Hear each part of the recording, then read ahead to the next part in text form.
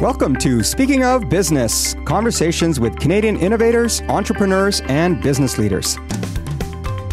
I'm Goldie Hyder, President and CEO of the Business Council of Canada.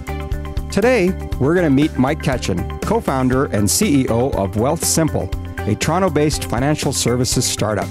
In just 5 years, Wealthsimple has grown to more than $4 billion in assets. And shortly after our conversation, the company announced another big funding round, the latest step on the road to an eventual public stock offering. Not bad for a 31-year-old first-time CEO. I spoke with Mike at Wealthsimple's offices in an old brick and beam walk-up in Toronto's trendy West End.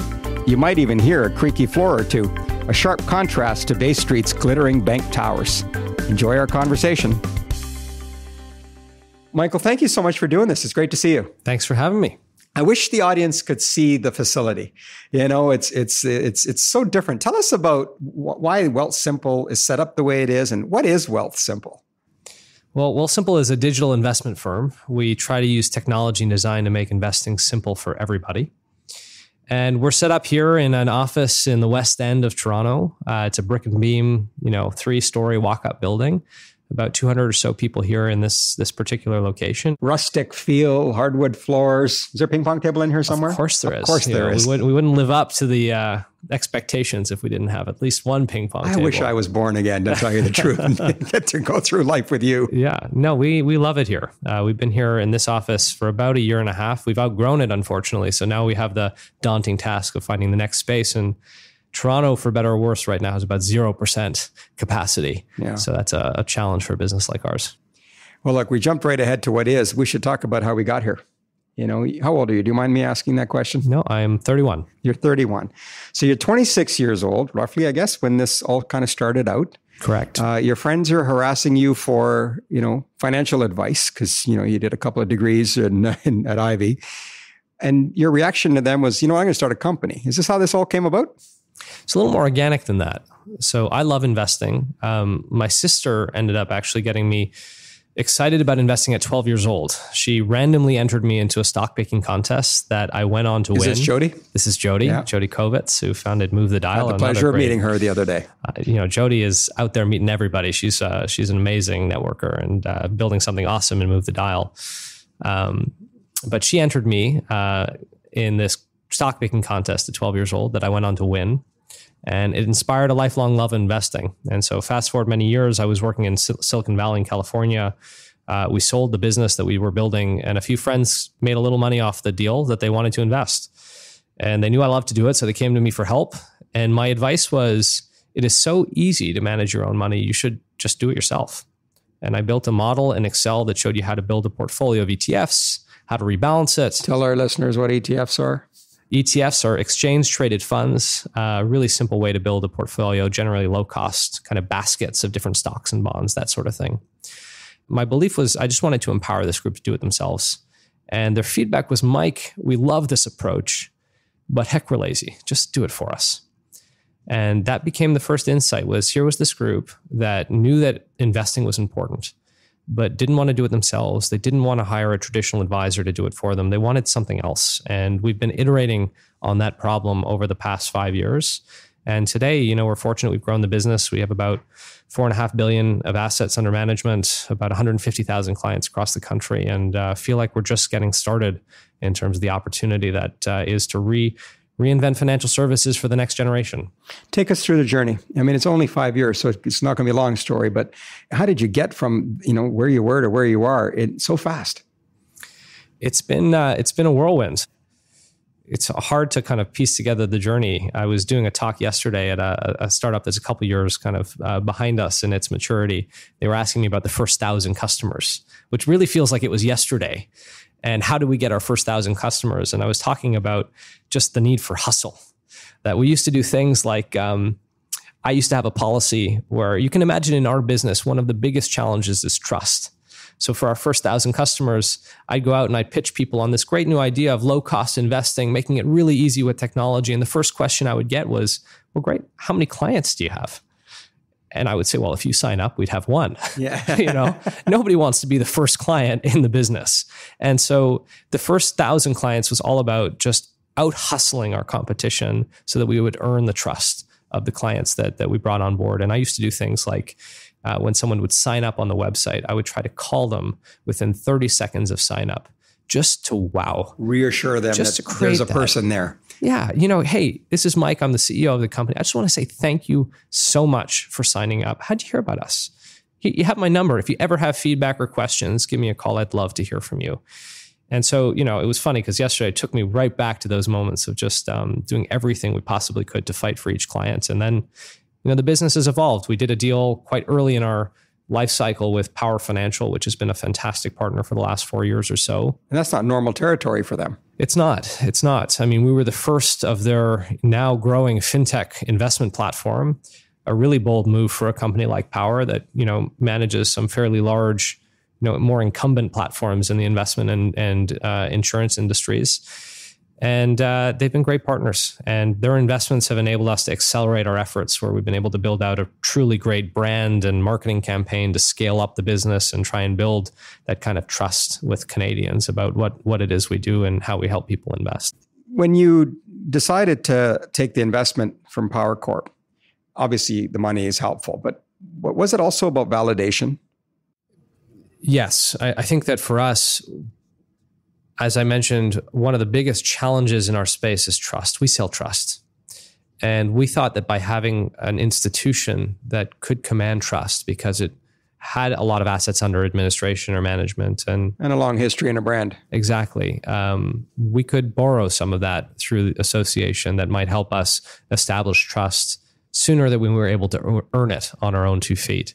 So that was certainly one of the things that helped make that an obvious choice in partnering with Power. How competitive is the industry for you? Our challenge is we operate in a very small piece of the industry. So we get this report on a quarterly basis around market share, and we have about a 70 or 80% market share of digital advice in Canada. Challenge is digital advice is still such a small piece of the overall investment industry, which is, $4 trillion industry. And so our job is to grow the heck out of this industry and make sure that people understand it as a credible option, understand the benefits of it. And we spend a lot of time trying to think about how do we grow this industry rather than we do about competition and what features or products they might be coming out with. Because ultimately, we don't want to steal their clients. We just want to grow the industry as a whole. Take us back prior to Wealthsimple. Now, you moved down to Silicon Valley and to work with a startup. For most entrepreneurs, Canadian entrepreneurs, that's a one-way ticket. And yet you chose to come back. Yeah. Why? How? What do we need to know? Lots of reasons. Personal reasons. So I, at the time, was dating someone in Toronto. I had been doing long distance for years. And when we sold the business in California, it kind of came to a come to Jesus moment of, is this going to work or are you going to stay in California? So there was that weighing. And we'll need to make sure anybody who's leaving Canada first has to find their significant other and then they're allowed to go get a job. Now we're married and have a wonderful daughter at home. And so, that worked out really well. But also I was observing from a distance what was happening in Canadian tech. And I was really inspired about what felt like a moment in Canada where there was a cohort of companies that were getting to a size and scale that we hadn't seen in years. And it wasn't one company. It wasn't just RIM. It wasn't just, Nortel. There was a cohort, several different businesses that seemed like they were on the verge of exploding. Mm-hmm. And it was the start of people seeing Canada as a credible place to invest, international VCs looking at Canada. Talent was just becoming a topic of, the kind of talent being produced at Waterloo and Toronto and in Montreal.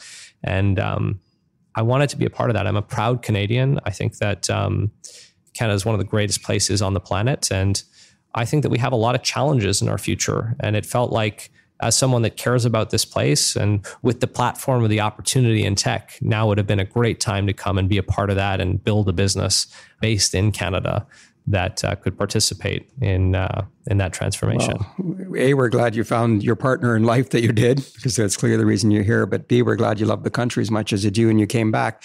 Do you think there's a big cultural difference between Silicon Valley and Canada's tech sector? Or is that changing now? It is changing. I would say it's not changing fast enough. I still worry that Canadians aren't ambitious enough. One of the coolest things is I think about my time in San Francisco, and San Francisco's got all sorts of problems today. Don't get me wrong. But one of the coolest parts is you go out to a bar or a restaurant in San Francisco or a coffee shop, and everybody there is working in tech. Someone founded a company on your left, on the right, they're working at Google or Facebook or, a million other really cool startups or scale ups or large companies doing really innovative work. And they're talking about changing the world.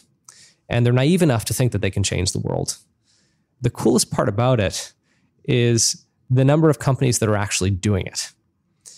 You come to Toronto or, Vancouver or Montreal, we don't have the same sort of conversations about how are we in Canada going to change the world or build global changing companies.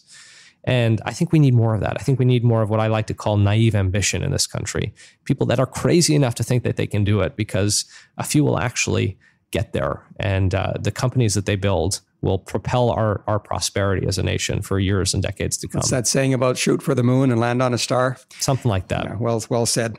Let's talk a little bit about Wealthsimple's growth trajectory, because, again, it's just not a long history here.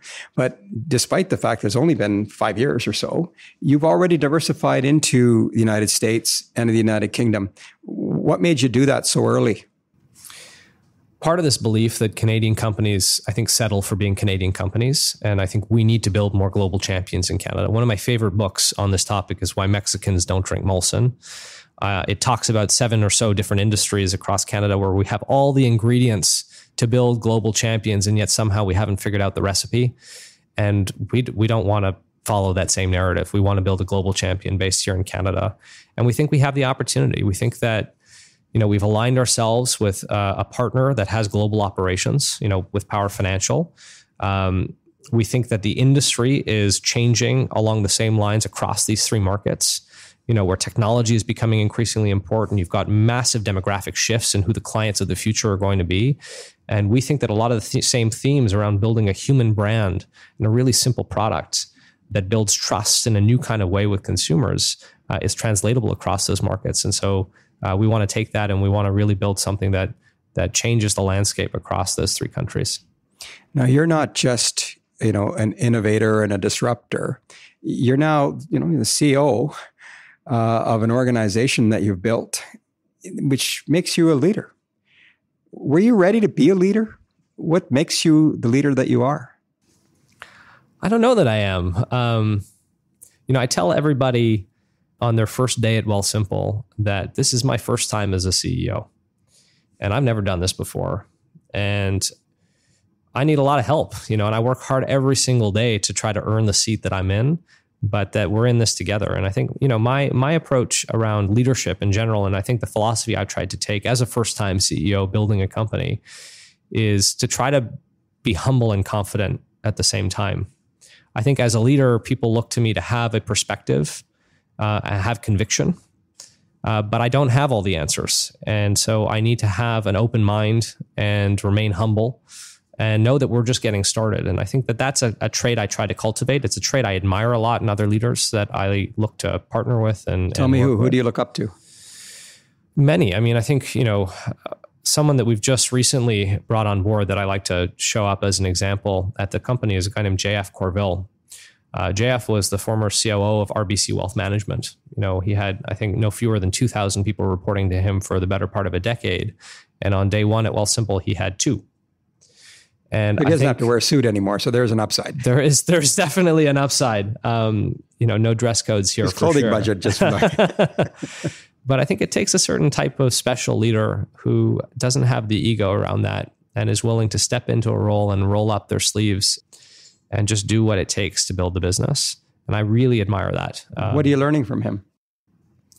Lots. I think one of the challenges we're facing as a business, we're about 250 people in the company now. And like you said, we're 5 years old. And so we've had to kind of build culture on the fly. We don't have decades of cultivating, what this place is all about under our belts. Ping pong table helps. Ping pong table is part of it, but a culture of ping pong table does not make. And so I've learned a lot from him about scaling, about what leadership looks like at scale, especially around communication and stakeholder management. That's becoming an increasingly important part of our business, given that, we now have a lot of clients, we have a lot of assets. So things like regulators, things like shareholders that have given us a lot of capital and a big team are all really important constituents around the business, and finding the right way to manage that set of stakeholders is really important. You referenced the importance of communications being a very big part of being a leader. Tell us more about how you're using communications as a tool and as a tactic, or perhaps even the strategy to build the team that you're building and to provide them the leadership that you are. We think communication is something that we stand out for, both in our brand communications and internally. And we try to use it as like an opportunity to reinforce more than anything the purpose of the organization. And so one of the things I'm most proud of that we did last year was we took our brand team, which is usually working on our ad campaigns that we've been fortunate to win all sorts of awards for. We do all that work in-house because we think it's such an opportunity to create a new kind of brand in financial services that is human and relatable and all about great lifestyle. And we actually turned their attention to internal communications. And we had them help produce what we call our culture manual, which was trying to codify our company values, how we work, and why we exist, with the same quality and attention that we would give to an ad campaign that would run during the Super Bowl. And I think that was one of the biggest moments of pride and most effective tools we've ever built for communication, because we've now got a common language around things like purpose and values. Especially with international locations now. Absolutely. And we have a piece of work that's shareable and consistent. And so we always know people are on the same page, and we invested enough that people feel really good about it. They want to show their family and friends. It's actually worked as a great recruiting tool for that purpose as well. And so I think that's one of the things that we use is we try to treat communications with the importance it deserves and with the polish that we think that we're able to with the capabilities we've built here. Now we're talking about people, as I travel the country and meet with businesses, our members at the Business Council of Canada or others, people issues seem to be paramount. What challenges are you facing in terms of finding talent? It's the thing I spend the most time on right now is talent recruiting, and it's hard. It's really hard. I would say that for us, the biggest challenge I'm facing right now is the scale at which we're growing the company and the team. I'd love to hire people that have lived through this before so that we can avoid making the mistakes that maybe they've lived through at other organizations. There aren't that many companies in Canada that have scaled at this pace. And so there are a few, but the talent pool is much narrower than it would be in other places like in Silicon Valley. And so we're now just starting to enter this phase of actually trying to bring talent that maybe isn't locally based back to Canada or to Canada to help us fill those really hard roles or really hard experiences. We actually just hired a new chief people officer who's joining us from Netflix out of LA. And I'm thrilled. It's the first person we've actually pulled in from California. And I think we hope to do more and more of this. How'd you do it? What was the pitch? So luckily she's an expat. So I think for personal reasons, loves the idea of coming home and being in Canada. And I think, what's funny is in the last 2 months, the number of inbound calls I've had from expats that are in really exciting roles at the highest growth technology companies in the world that are seeing what's happening in Canada and a little disenfranchised with what's happening elsewhere. And it's created this opportunity when people are starting to seriously consider being a part of the Canadian story and wanting to help build a great Canadian champion.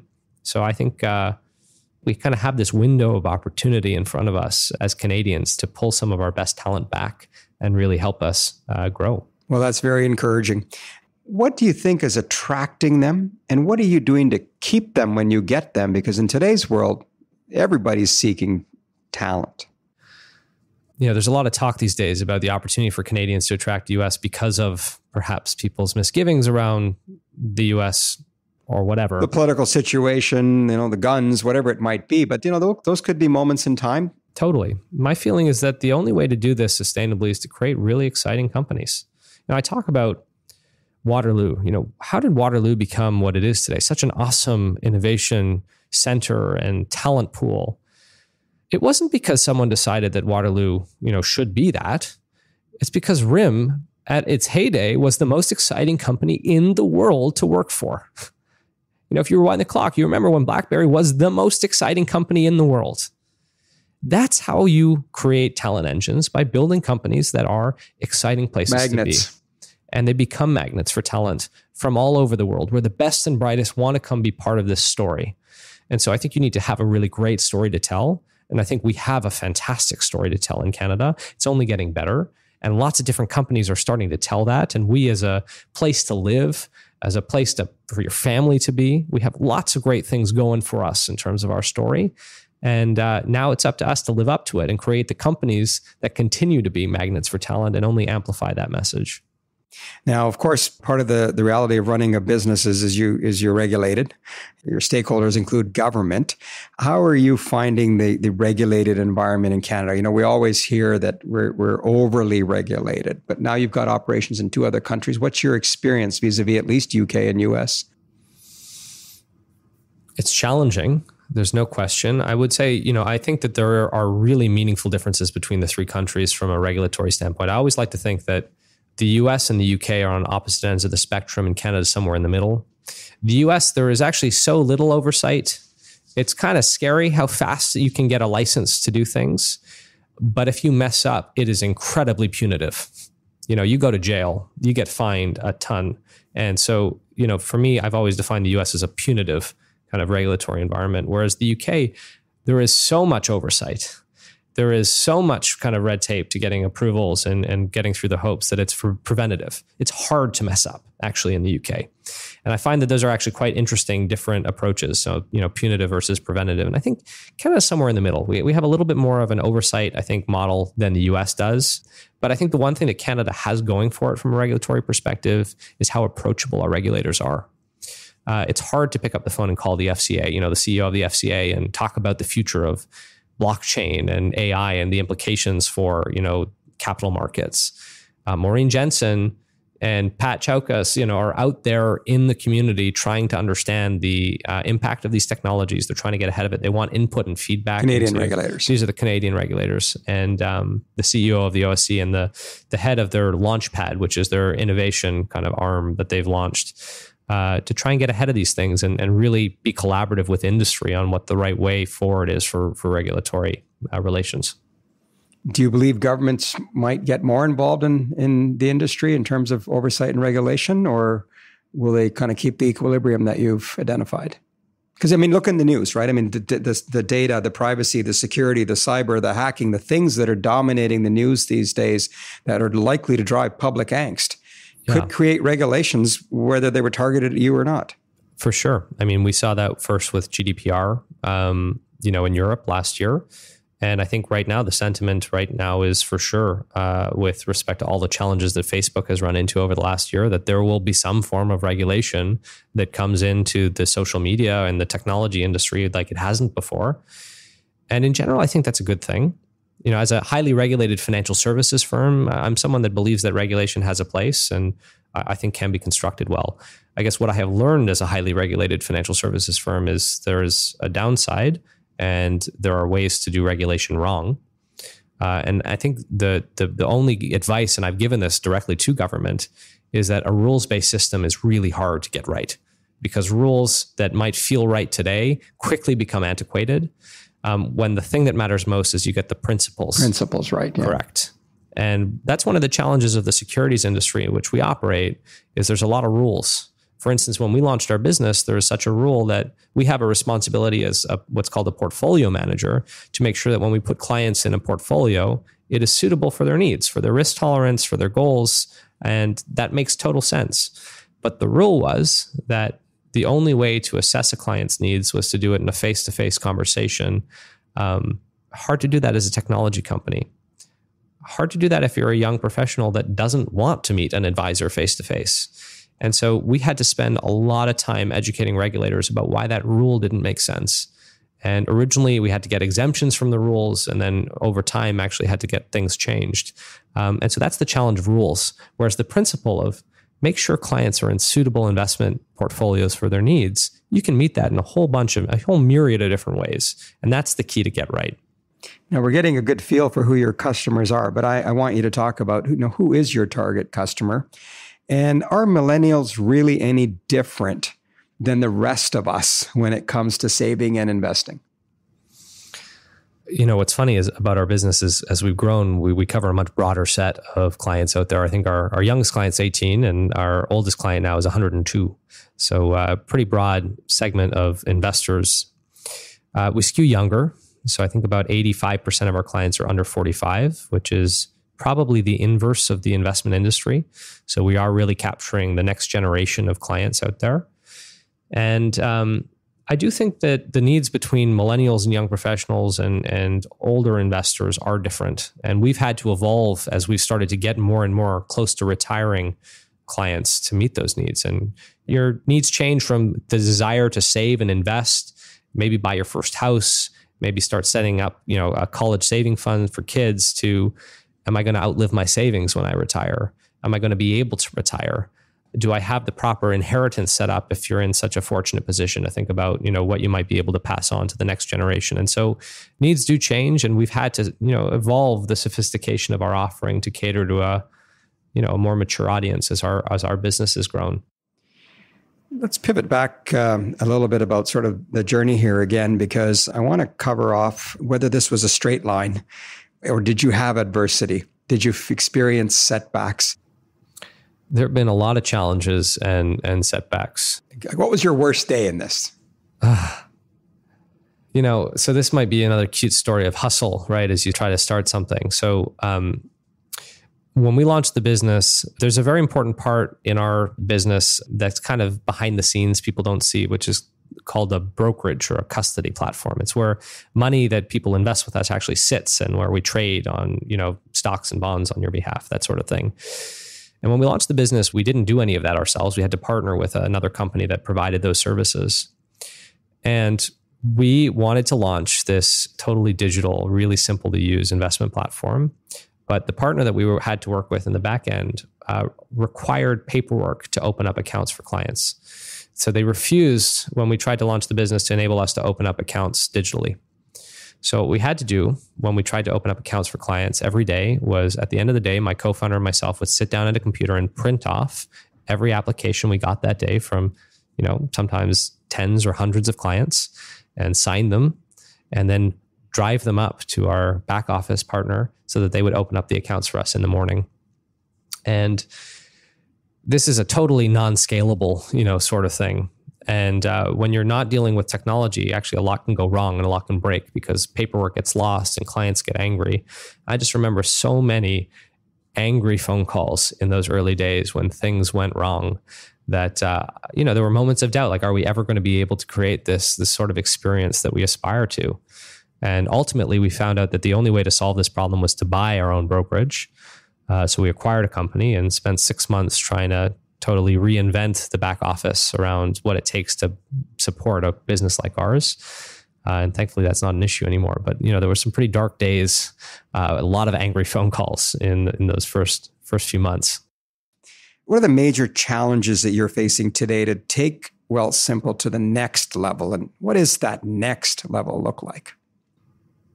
The thing we struggle with the most right now is there are so many opportunities in front of us, picking the right ones. I think our biggest challenge is going to have to be focusing on the few places where we can actually win. So, an example, in the last year, we launched, 2 new product lines, a savings account and a trading account. The trading account, within 4 weeks of us launching just a waiting list online, the product didn't exist yet for it. We had over 120,000 people sign up. So that's kind of our challenge, is balancing the excitement around all of the opportunities in front of us and the need to focus to get things right. Do you see it?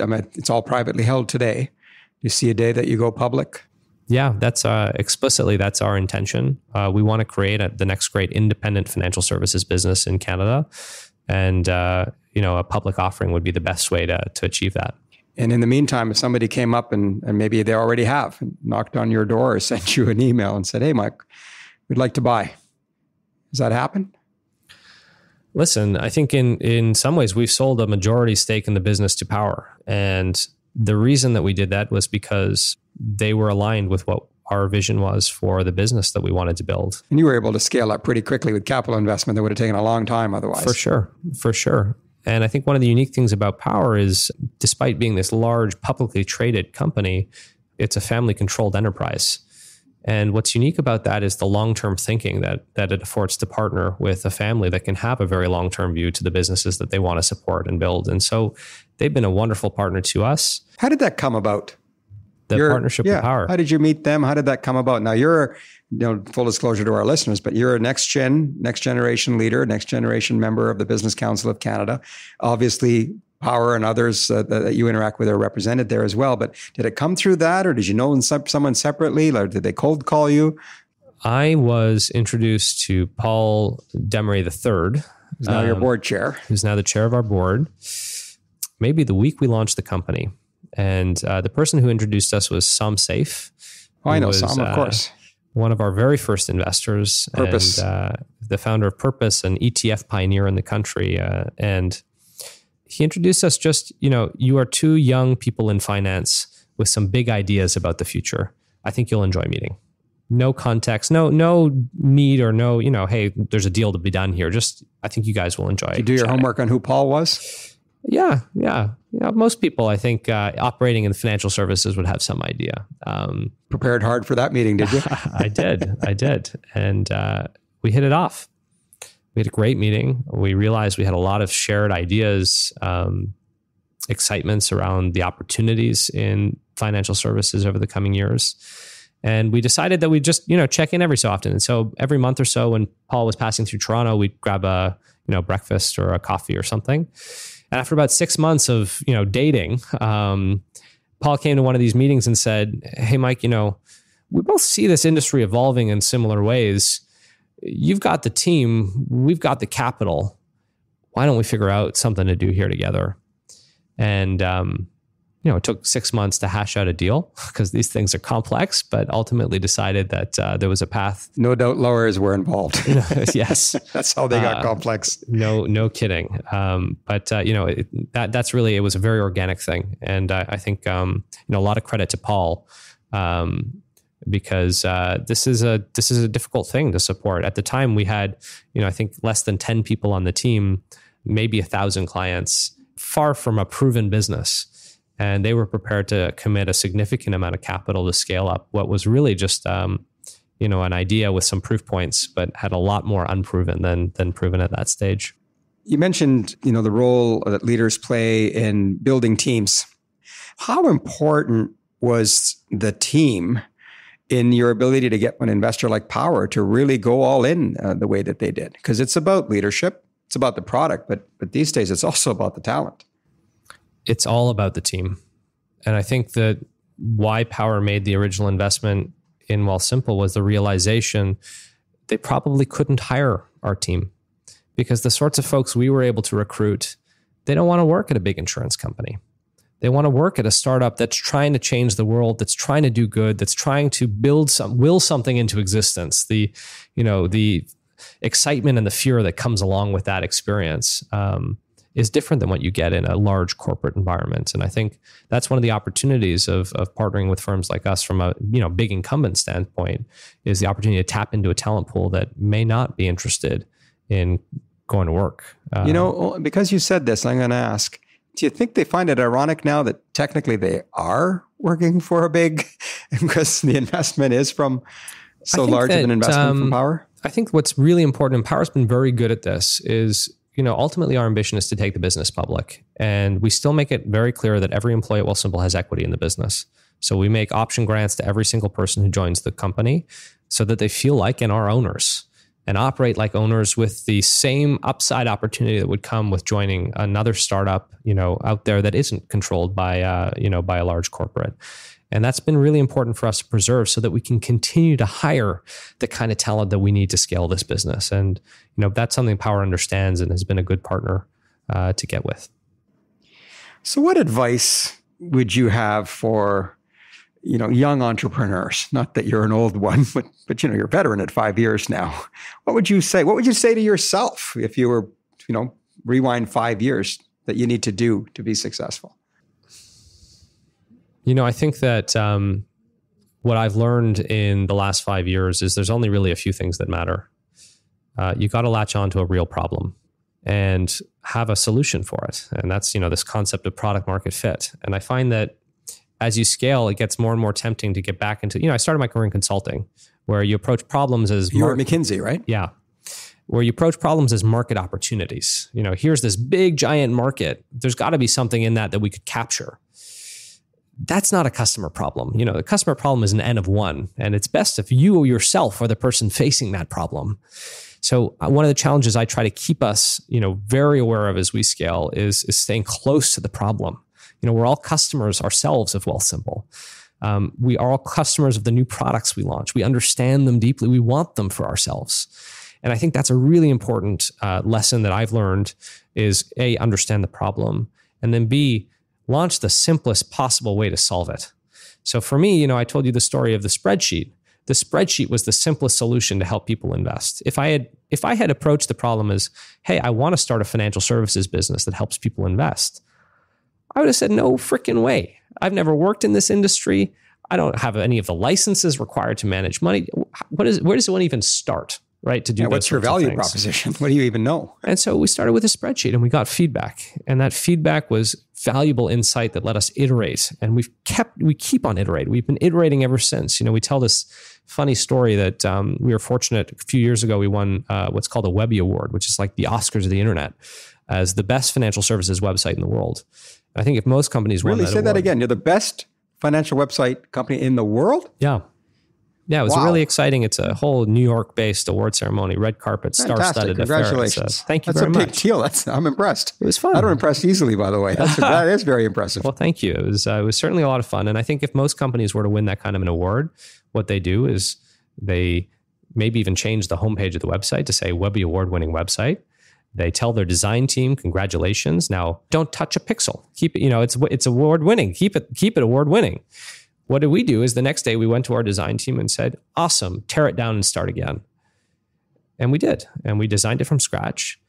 The next year we won the award again with a brand new website as the best in the world. And that's a mindset that there is no such thing as good enough or done. And you can always do better. You have more data, more insights. And the only way to keep ahead of the curve is to keep reinventing yourself. What you just said applies to countries too, I think. One of the criticisms of Canada is that we are a comfortable country, that we've taken settling literally to some extent. Are you the next generation that's going to change that for us? Are you the ones who are going to make us compete? Well, I think there's a lot that has to change about Canada. I mentioned earlier in this chat that I'm nervous about our future. If you think about Canada today, and so much of the prosperity we enjoy really comes from two industries. It comes from, we've talked about this, yes, we have, pulling things out of the ground and financing that work. And those have been great engines of growth and prosperity for the country for many years. But that cannot be the story we tell ourselves in 20 years from now. The world is changing so fast. We need to be able to keep up, and we need to diversify our economy, much more so than it is today, into a broader set of industries. Yeah, the whole tangible, intangible economy. And absolutely. And so I think that, and I talked about why Mexicans don't drink Molson. Here are 7 industries, or however many the book talks about, where we could be global champions, and we have not made it work. And why do you think that is, though, at the core? What is it? I think that there's lots of reasons. I do think that Canadians have played safe for a long time, both in mentality that we like to play it safe. We don't like to step on toes. We don't need to take too much risk. I think the government has created a safe economic environment in Canada for certain industries that don't have necessarily as much international competition as maybe other countries would experience. And I think in general, there's this Canadian mindset we talked about before of, are we ambitious enough? Do we want to win? And I think that there have been moments in the last 10 years where we have wanted to win, and it's been exceptional. And my favorite is the two that I guess it's a little more than 10 years ago now, but the Vancouver Olympics, where we set out a program to own the podium. We said we want to win the Olympics. We want to win on the global stage. And you know what? We did. We won. Yeah, we did. And it felt great. It was so un-Canadian, but it felt great. And we proved to ourselves that winning was awesome. One day we acted like Americans. Right. And I think that we don't have to confuse winning with sacrificing or compromising on Canadian values. I don't think that there has to be some trade-off between winning and being humble, or wanting to win and being humble. There's a difference between bravado and arrogance and saying more than what substance would suggest. Correct. Whereas I think that we can do it in the Canadian way. Is let's win, but let's have substance to back it up. And I'd love to see more of us have that ambition. And I think we need it as a country to continue to prosper in the future. Well said. Very inspirational. Thank you for that. Now, you have been seen to be a disruptor Your business is seen to be a disruptor to some of the traditional institutions that you've mentioned. Do you worry about disruption coming at you? And what are you doing to manage that? I guess my view is I actually don't like being called a disruptor. And my view is technology is an enabler. And those that embrace technology will continue to thrive. I mean, one of our big and growing parts of our business is this platform that supports traditional financial advisors that meet face-to-face with clients. And the industry loves to say that we are disrupting them. We are enabling them. We're building technology tools to support advisors to thrive in the 21st century. And so for me, so long as we continue to have this mindset as what are the things that will enable our business in the future and not be afraid of them, but embrace them, we will continue to thrive as a business in the same way that I think advisors that embrace technology will continue to thrive. All right. Look, before we wrap, I want to get to know you a little bit better than just the business guy and the startup guy and the entrepreneur. Tell me how you relax. So these days, there's not too much time for it, with the business, but I try to make a lot of time for my family. So I mentioned I have a young daughter at home and a wonderful partner. How do you find the work-life balance? To me, we actually stopped talking about work-life balance at Wealthsimple and replaced it with the concept of work-life fit. I love to work. And I hate this concept of, you have to choose either or. I choose to work a lot. But I fit the things that are really important and I value into my life. And that's a personal decision. But I think that everybody has to figure out what that means for them. And for me, that means finding time for family. So I try to leave the office these days at 5 o'clock, 4 nights a week, so that I can put my daughter to bed and I can feed her dinner and we can hang out before she goes to sleep. And then I work again after that at night. Whereas before she was born, I used to, eat most of my meals here at the office and work late. And then outside of that, what do I like to do when I relax? One of my biggest hobbies and passions in life is canoeing, of all things. So very Canadian. I love canoe trips, getting out in the park like Algonquin Park for a few days, totally disconnected. It is my happy place. And so as often as I can, get up to a lake on a canoe. That's my favorite thing. What one word describes you? I think people describe me as nice. How Canadian is that? How Canadian is that? I value that, though. I think that... because it beats the alternative, doesn't it? I remember a very poignant thing from me was when I was in grade school. I won an award, which stands out for me as it's an elected award. Your classmates vote on it as the Mensch of the Year. And Mensch is a Yiddish word that literally just translates as man, but it generally means like a nice person, a good person.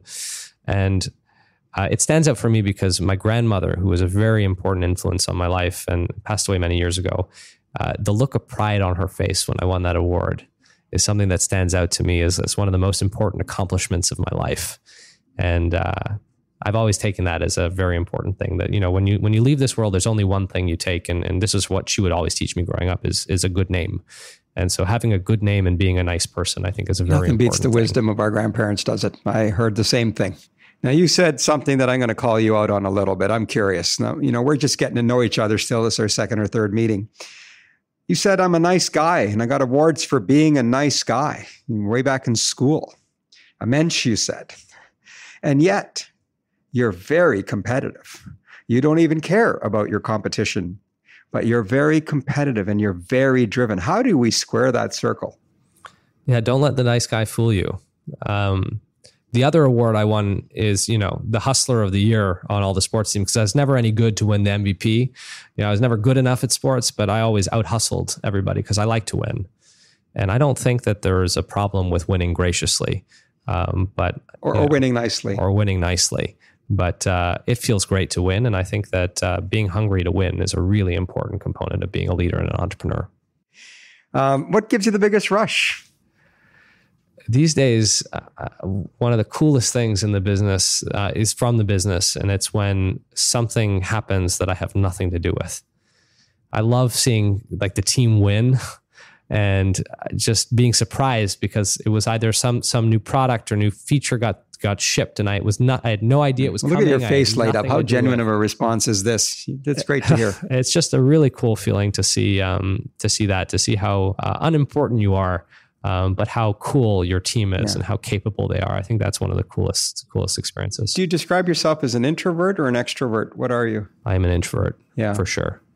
You know, it's amazing how many leaders are. Why do you think that is? I don't know. I think there are different kinds of leaders. You know, I often get asked what kind of founder CEO am I? And I generally see like there are two kinds of archetypes that I'm familiar with. There are the Steve Jobs and Elon Musks of the world that are often the smartest person in the room. And you walk into a room, you probably think they are, and it's made known that they're the smartest people in the room. If not, they'll let you know they are. Exactly. And their signatures on every every product and everything that gets shipped out the door. And often they're better. Like these are true visionary people. I am not that. And so my role is to hire people way smarter than me and give them all the support in the world to do the best work of their lives. And if I can achieve that, then that's how we'll build a wonderful company. And I think that's my style, and it's a different one than other leaders that I think can be more extroverted and have a lot to say. I'd much prefer to be in the background and be a support figure. Well, thank you for sharing your story and the story of Wealthsimple. Something tells me that the best is yet to come. It's something that we may come back when you've, gone from just being a few billion-dollar company to something really substantial someday. But in all seriousness, we appreciate you joining us. I'm sure you've listened to our podcast, and we end the podcast with a bit of a word game. So I'm going to give you a word, and you're going to tell me the first thing that comes to your mind. You ready? Let's do it. Millennials. Capable. Investors. Smart. Competition. Overrated. Entrepreneurs. Hungry. Disruption. Status quo. Family. Important. Canada. The best. Thanks for doing this, Michael. Thanks so much for having me. Thanks again to Mike Katchen for being my guest on this episode of Speaking of Business. Subscribe now for more conversations with Canada's top innovators, entrepreneurs, and business leaders. Search Speaking of Business wherever you find podcasts, or visit speakingofbiz.ca, that's biz with a Z, to join our email list and follow us on social media. Until next time, I'm Goldie Hyder.